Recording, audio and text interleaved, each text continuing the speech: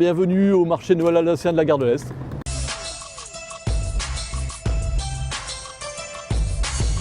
Les marchés de Noël alsaciens, on les trouvait déjà au début du XXe siècle à Strasbourg. Ça s'appelait le Christkindlesmarkt. Ça veut dire le marché de l'enfant Jésus-Christ. Cette année, on a le sapin de Noël comme thème. Vous avez le premier sapin tel qu'il est à Paris au XVIe siècle, 1521, les premiers écrits avec la pomme, tout simplement la décoration d'origine du sapin de Noël en Alsace. La pomme tout simplement parce que c'était un fruit qu'on trouvait partout, et donc qui était pas cher et qu'on pouvait ramasser et donc accrocher sur le sapin de Noël. D'ailleurs, petite anecdote, le sapin de Noël dans les chaumières du XVIe siècle était suspendu au plafond, tout simplement, pour pas que justement les souris mangent les pommes sur le sapin, et puis tout simplement aussi parce qu'il y avait très peu d'espace dans le salon, donc ça faisait gagner de la place. Voilà, on a encore une autre sorte de sapin de Noël avec tout ce qui est friandises et gâteaux, ce qu'on appelle les Bredeler en Alsace.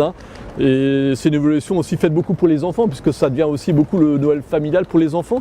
Et vous voyez, on y met des Bredeler, des petits gâteaux, des petits cœurs, et puis les enfants secouent ce sapin et peuvent récupérer toutes les friandises du sapin. Donc moment très joyeux de Noël pour eux, c'est ce moment-là du sapin de Noël.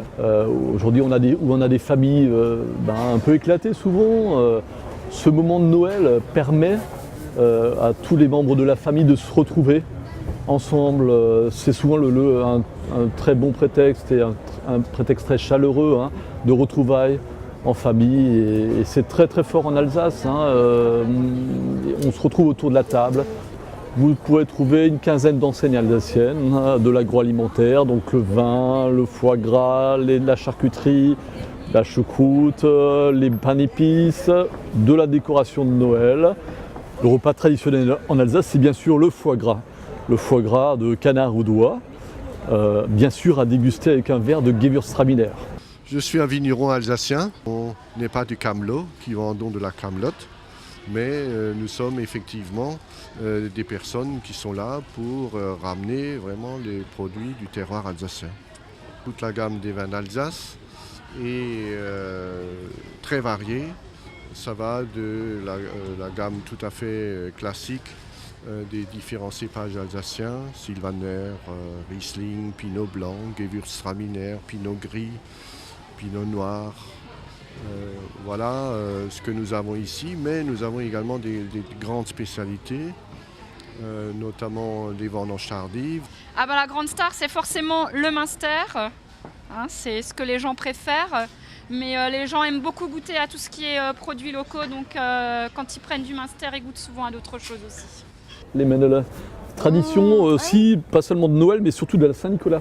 Quand j'étais enfant, je mettais ma botte à la porte de ma chambre, et donc mes parents me mettaient donc un Männele avec une orange ou une clémentine dans la botte, c'était la tradition. J'ai également des petites gourmandises qu'on appelle chez nous des têtes choco, qui est un petit peu la Madeleine de Proust des fêtes d'antan en Alsace. C'est-à-dire moi, par exemple, lorsque j'étais enfant, lorsque j'allais à une fête, je n'y allais même pas pour les manèges, mais pour manger cette fameuse boule choco. Des super boules avec de la meringue dedans.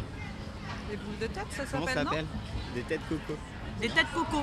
Nous sommes venus exprès pour en acheter, parce que nous savions à quel point c'était bon. On se promène, alors nous sommes dans Paris, alors nous avons vu ça, c'est très beau, alors on regarde, on fait le tour. Ça sent bon. Ça sent bon, c'est très agréable à voir. On aimerait qu'ils descendent vers chez nous. Ça c'est vrai. Joyeux Noël!